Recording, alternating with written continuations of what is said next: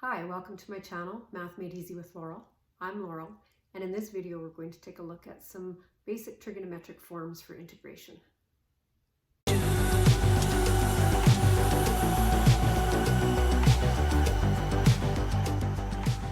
When we looked at finding derivatives of trig functions, there were 6 trig functions, so we had 6 formulas. If we were to take a look at the sine function, and we were to differentiate this, we learned that the derivative with respect to x will be cos of u, and then according to the chain rule, times du dx. If we were to multiply both sides by dx, we'd get dy equals cos of u du. If we were to integrate both sides, we would get y equals the integral of cos of u du, which I'll write as the integral of cos of u du equals y. I'll just flip it around. And remember that y is equal to sine of u. Therefore, the integral of cos of u du will equal y, which is sine of u. And I'll add my constant of integration if it's indefinite integral.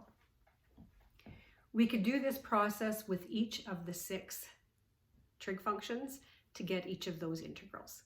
So I'm going to just I'm not going to go through all 6 of them. I'm just going to list what the actual integrals are. So we've talked about the first one already. We've shown how the integral of cos of u du is equal to sine of u plus c. We could do the same thing with the sine function. The integral of sine of u du is actually negative cos of u, because if we're to differentiate cos of u, we get a negative sign. So when we go the opposite way, it will be a negative. Because the derivative of tan of x, for example, is secant² of x, therefore the integral of secant² of u du is equal to tan of u plus c. Similarly, the integral of cosecant² u du is equal to negative cotangent u plus c. Because the derivative of, for example, cotangent x will be negative cosecant² x. So that's where that negative comes from. The integral of secant u tangent u du is secant u plus c, because the derivative of, let's say, secant x will be secant x tangent x. And similarly, the integral of cosecant u, cotangent u du, is negative cosecant u plus c. In all of these rules, you need the du factor before you can integrate. So using those 6 formulas, as well as our formula sheet for our other derivatives of transcendental functions, let's take a look at a few examples to show how these integrals work. Now when we're finding the integral of these things, the pattern is, notice what the u is. The u is not the cosine or the trig function, it's actually this function right here. So in this case, this is like cos of u, this is my u.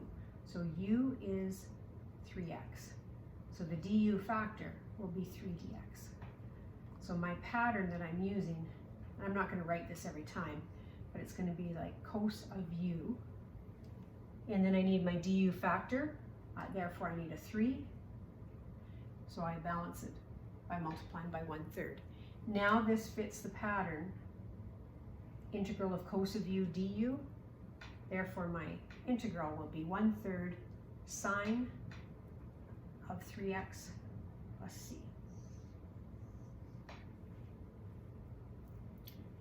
In my next example, I'm going to just rearrange things a little bit. I'm going to pull the 5 outside of the integral sign, and I'm going to write my sine function first,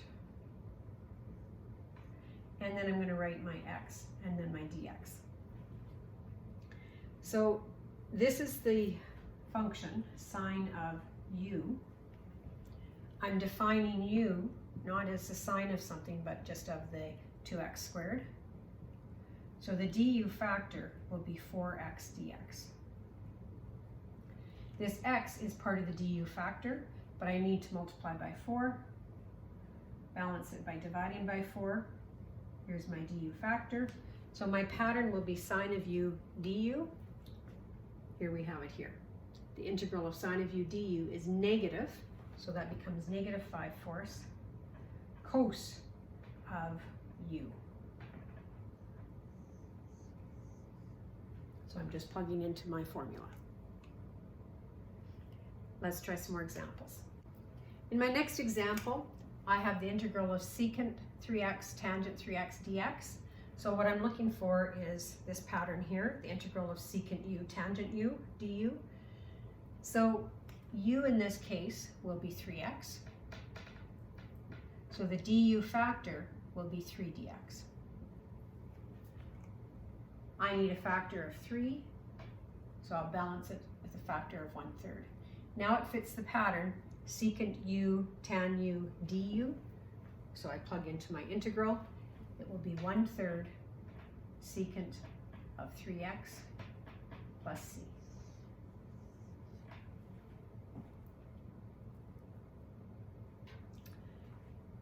This next example is tricky, so let's just break things up. Let's write this as secant squared e to the negative x.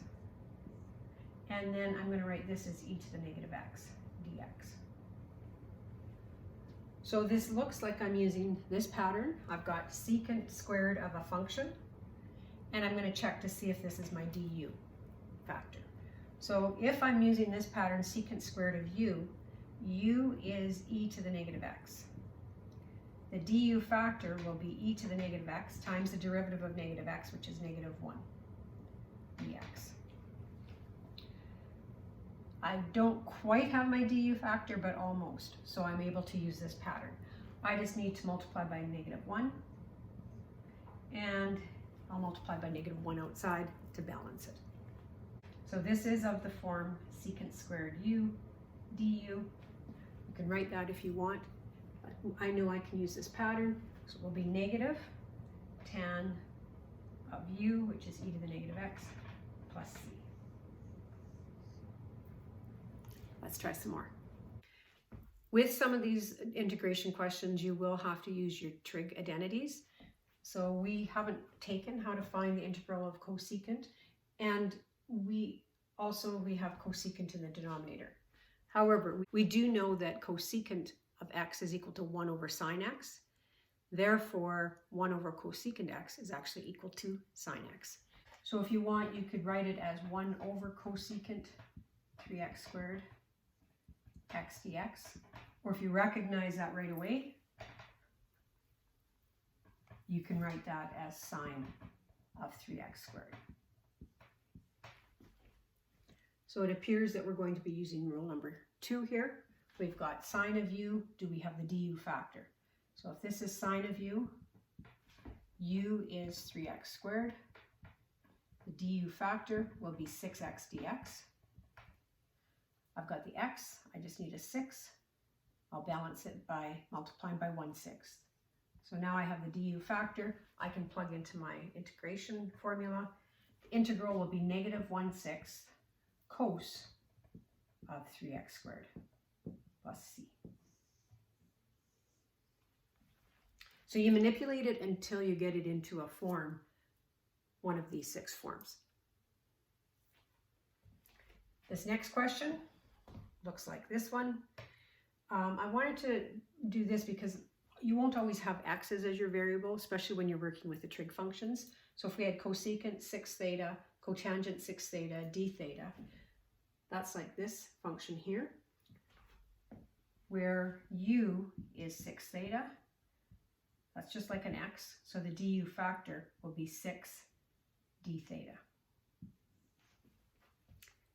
We need a 6, so we'll balance it with a multiplying by 1/6.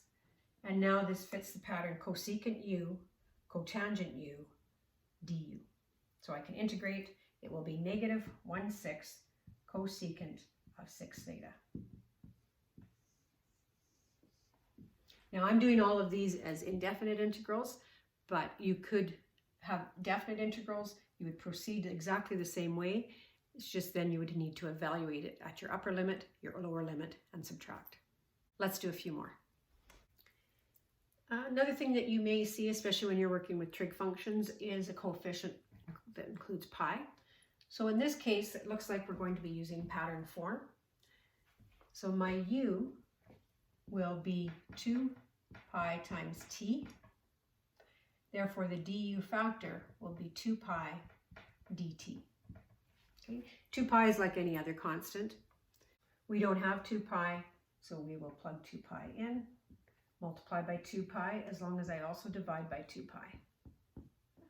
Now I have it cosecant squared of u, and I have my du factor exact, so I can integrate, plug it into this form.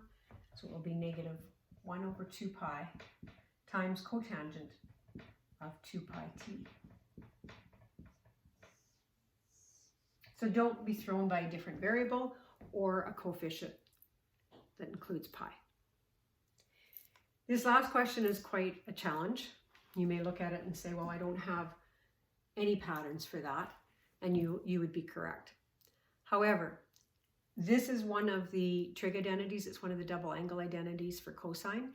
So you might want trig identities, a sheet of trig identities close at hand so that you can check when you run into something that you can't integrate. If you were to look up that double angle identity, it tells you that cos of 2 theta is equal to cos squared theta minus sine squared theta. So we could replace this with this. And that's exactly what we're going to do in this situation, where our theta is actually 3x. So I'm going to replace this expression with cos of 2 times 3x, which would be 6x. Now that we have this as the integral of cos of 6x dx, we can use formula number 1. So a lot of times you'll get stuck. You'll see things like this and you're not sure how to integrate. Look at your identity. See if you can use an identity to simplify your expression. All right, so in this case, u is 6x. So the du factor will be 6 dx. I need a 6. So I multiply by 1/6 as well to balance it.